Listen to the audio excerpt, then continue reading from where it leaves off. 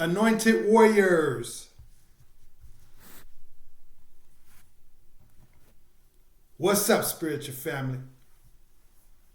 Welcome back to Mount Fitness MBS Ministry, where I am your host, Brother Minister Mongoose. Pardon me. God bless me. Pardon me, guys. I want to welcome you guys back, man. If you're new to the channel, this is a different kind of ministry, and I am a different kind of minister.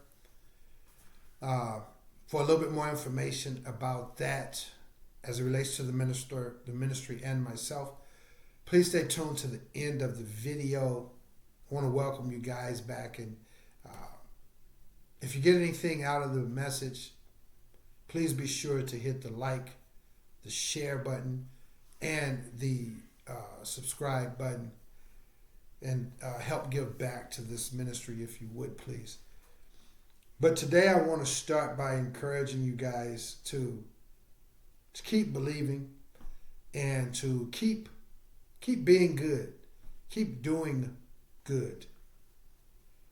This is important, guys, and the more and more we see the structures and the institutions of society collapse, the more and more we see our loved ones fall victims to, the dysfunction of, today's times, whether it's friends, whether it's family, whether it's loved ones, total strangers.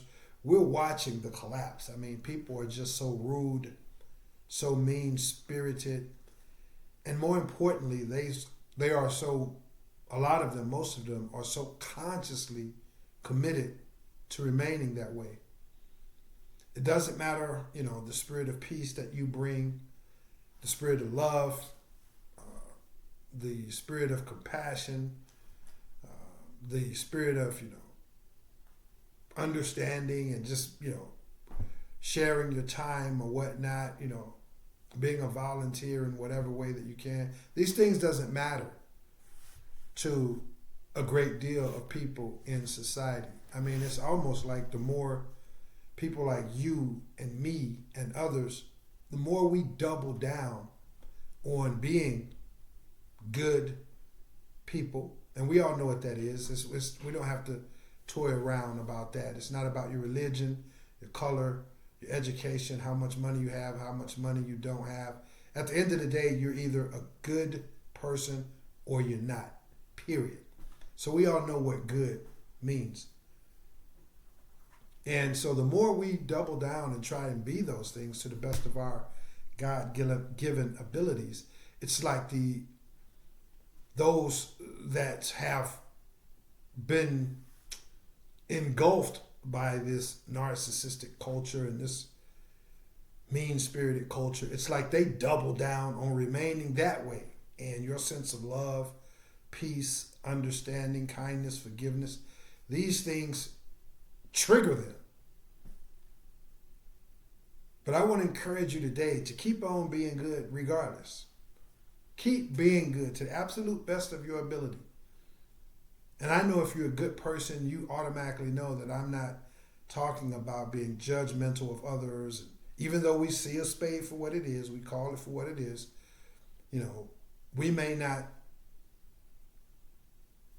respect the choice that they've made, but we do respect the fact that it is their choice to make. So I'm not talking about being, judgmental or arrogant or anything like that. I just mean just keep being good. You know what that is, and so do I. Keep being good and keep doing good. Keep doing good. The good book says, don't grow weary in doing good, because you will reap your harvest in due season. And unfortunately, we live in these times where doing good, again, it triggers people. People want to attack that. They want to belittle that. They want to destroy that.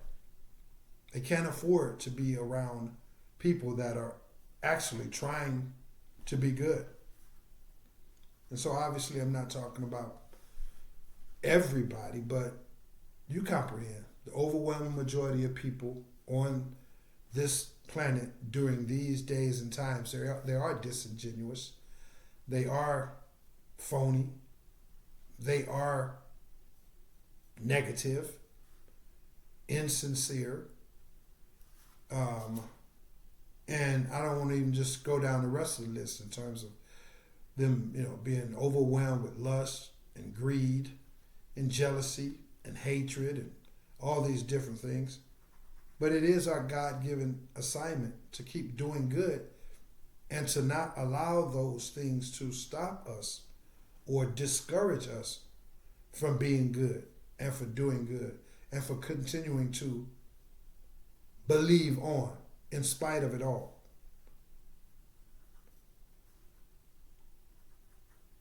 Oftentimes, the people that are in opposition to the love that you carry, the peace, the hope, the joy, your quest for wisdom, knowledge, understanding, justice for all, these type of things.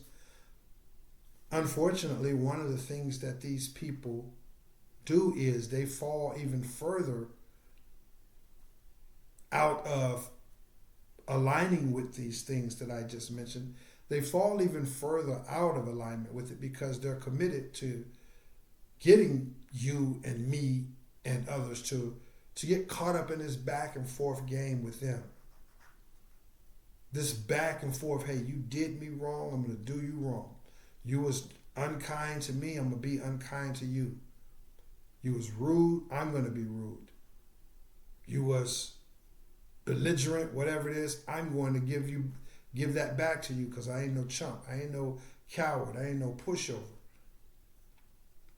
And while it's true that we do have to set boundaries and protect our energy, our physical selves, our families, our property and things of this nature, our energy, while it's true that we do have to set boundaries and enforce those boundaries in a way that is inviolable, for us to get stuck in the back and forth aspect of it all would be foolish. For us to get stuck there means that we've fallen out of balance, and water and oil can no longer, it cannot coincide no more than good and evil. Good and evil, water and oil, positivity and negativity cannot coexist at the exact same time in the exact same place. One or the other has to dominate. And so when we fall out of balance, and sometimes in a very deliberate and a very conscious way, the enemy would love nothing else for us to get caught up in the back and forth game, even though we may be seemingly winning. Which is to say, maybe they treat you rude. Maybe you can treat them ruder, if that's even a word. If they, cause you emotional hurt, maybe you can cause them greater emotional hurt than they caused you. If they're attacking your reputation, maybe you can start rumors to attack their reputation and damage their reputation even that much further. So maybe you can be seemingly winning. If you're falling out of balance and you're engaging in those type of things, and you've exceeded the limit of just protecting your energy, your family, and all those type of things, if you're exceeding the limit and now you're caught up in those type of things, even though you may seemingly be winning, you're actually losing because you're putting more chaos into the collective. You're putting more disharmony, more dysfunction into the collective energy that all human beings feed off of. You comprehend? So the enemy would love nothing else than to get you and me and those like us caught up in that little game. It's like a pig wrestling in the mud. You may put him in a headlock and give him a suplex and give him a body slam and all these different things, and you're winning the wrestling match, but the pig is still having fun. That's what the pig does. It rolls around and it flops around and sits and lay around in the mud. And now it's got you doing the same thing. So I want you to make sure that you're putting forth a conscious effort, to avoid those things, to rise above those things, and to just be better. Be better. Do better. Believe better. And even though there may not be, or believe for better and have better beliefs, even though those things may not be in a tangible nuts and bolts way in terms of the benefits of doing good, maybe they haven't presented themselves just yet, keep doing good. Keep doing good. Sometimes he leaves us in those arduous and very painful situations for extended periods of times, just to test our faith, to see how bad we really, really want it. And oftentimes as well, it's to burn out things from within ourselves that we need to grow past and let go. You know, there's a series, I don't know if it still comes on cable, and maybe you're familiar with it, maybe you're not. There's a series called Undercover Boss.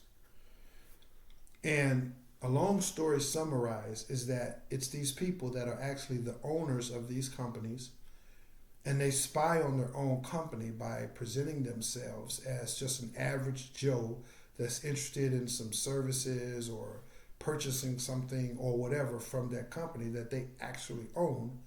So they, unbeknownst to the employees there, they go in and assess the place, make inquiries, or dine there, whatever the case may be, just to get an assessment of how people are actually functioning. And at the end of the show, the boss reveals itself. And for the people that were just going through the motions, or, not doing the job to perfection, they were skipping things, leaving things out, perhaps even being rude to people, whatnot. Those people got demoted, fired, checked, or whatever. And then there are people that's within those companies or within those shows that, regardless, they were from a genuine place, going, dotting the I's and crossing the T's in terms of the performance, in terms of the duties, the job requirements. They were hitting on all cylinders, and oftentimes they were going above and beyond what was expected of them, just from being polite when it wasn't necessary, and being courteous when it wasn't required, and all these type of things. So those people, they got raises. Sometimes the boss would just bless them beyond all realms of practicality. Like, just because they were doing this, the boss would say, hey, look, I know they've had a hard life. They put their kids through college, or buy them a new car, or make them to promote them for, regional manager or whatnot, whatever. There was a reward, a very bountiful reward at the end of the tunnel. And so the point being that you can live your life knowing that the undercover boss, the real boss that we call God, he's always watching you. He's always watching you. And he's seeing, okay, have you lost your faith and your modesty and integrity because you don't know the boss is there, or you don't know that you're dealing with the boss? Or are you going to treat this person that maybe an elderly person, maybe a person with some physical or mental impairments, maybe it's a person that's just lost and confused, don't speak the language that well? Are you going to treat them with you're going to disregard that? You're going to not consider all that? You're going to be a little bit mean-spirited, or perhaps openly mean-spirited, harsh, inconsiderate? He's watching. And we will win as long as we don't faint in doing good, and we keep right on believing. And we keep right on doing good. Another thing that the enemy counts on, and this will resonate with quite a few of you brothers and sisters out there, I do believe, because again, the fact of the matter is, these are the days and the times that we live in. And the good book says that the enemy of a man will be those of his own household. The good book says during these end times, brothers will fight and try and kill brothers, sisters against sisters, parents against kids, kids against parents, husband against spouse, husband against wife, wife against husband, friend against friend, neighbor against neighbor. These are the days and the times that we live in. So this pointer of this discussion may very well resonate with a lot of you guys out there. And that is, you may find yourself currently in what we would call bad or poor or negative, relationships. Maybe you have bad, poor, or negative associations. And he's made it clear to you that these people don't like you. Like, these people are committed to trying to sabotage your peace, perhaps your career, your sense of love, your sense of confidence. They're seeking to displace you in all kinds of areas. They just don't like you, but you're in that relationship. Maybe it's for your kids. Maybe it's an association that you have. You can't walk out on that job just yet, and you have co-workers that you have to deal with on certain projects y'all have to work together on, or whatever the case may be. And so you find yourself having to deal with these people over and over again, day in and day out. And again, sometimes they may be in your own household.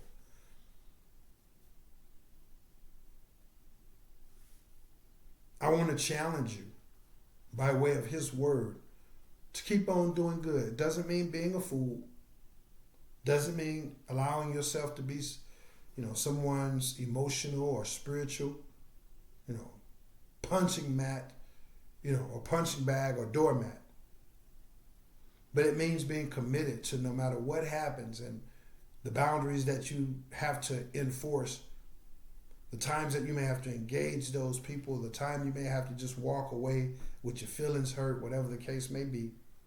You don't allow them people to cause you to begin to wrestle with the pig in the mud. That's my challenge to you. Don't allow them to have you thrown off of your game and join and start participating in their circus act. Who can treat each other the rudest?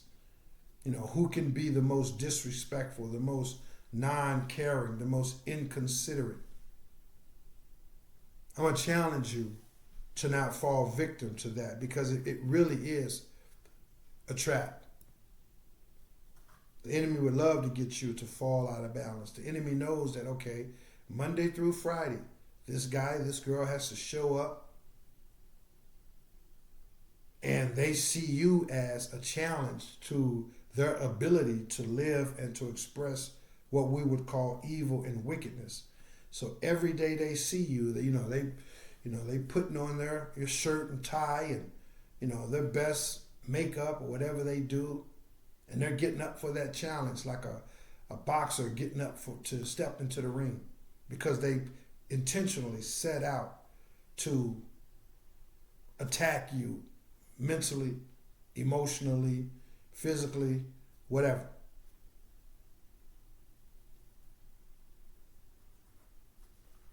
Even though you deal with him day in and day out, 3 days, 5 days, 7 days a week, whatever. Even if it's once a week, the person that's there every day and can't wait for you to come pick up your grocery, whatever it is, I'm going to challenge you to not fall into that. Do what we call framing, which is to say, hey, you may do that, that's fine, but you're not going to get into this frame where you're going to rob or steal my peace or cause me to surrender my peace. I'm going to check you if I have to. I'm going to walk away with a hurt feeling and, feeling a little bit disrespected as long as you didn't cross that uncrossable line. I'm going to deal with that. I'm going to walk away. I'm going to confront it. But either way, you're not going to cause me to surrender my peace. I want you guys to be determined to do that and not let the enemy outlast you in terms of you maintaining your peace, your love, your confidence, your faith, all these different things while they're seeking to damage or destroy those things.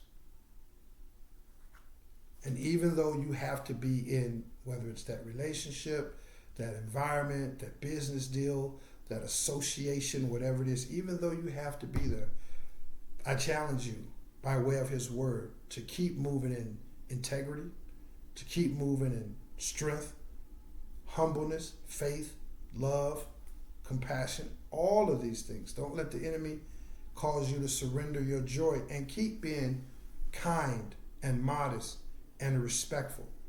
If you get out of line with me at 12 o'clock, I'm going to check you at 12 o'clock. If you dare to try to cross that uncrossable line, I'm going to check you at 12 o'clock. And then at 12:10, 12:05, 12:31, whatever the case may be, if there's a situation where I know I still need to be considerate of whatever the financial deal we got going on, maybe it's a safety issue, you're about to slip into a puddle of water, whatever, I'm still going to be kind and say, look out, there's some water over there. I'm still going to be kind and say, hey, look, we need to both sign off on this so that we can present it to the boss and we can get this project done, whatever. I'm not going to turn my back and say, well, hey, I signed mine. Hey, boss, they didn't sign theirs. No, I'm not going to do any of that. I'm going to continue to be kind, respectful, and integrous, and that's what I'm challenging you to do. There's a Bible phrase that says, when your enemy is thirsty, give him a cup of water, because in doing so, you pour upon his head scalding water. So give him a cup of cold water. Not in a foolish way, not in a way that, allows you to be run over, or not in a way that you're looking at it like poisoning them, or you're going to get your revenge by doing that. No, in a genuine way. Again, someone's falling down the steps, even though they just disrespected you. You had to confront them, and now they're falling or hurting. You pick them up, and you give them that hand, or you call for some assistance, whatever it is. You help them.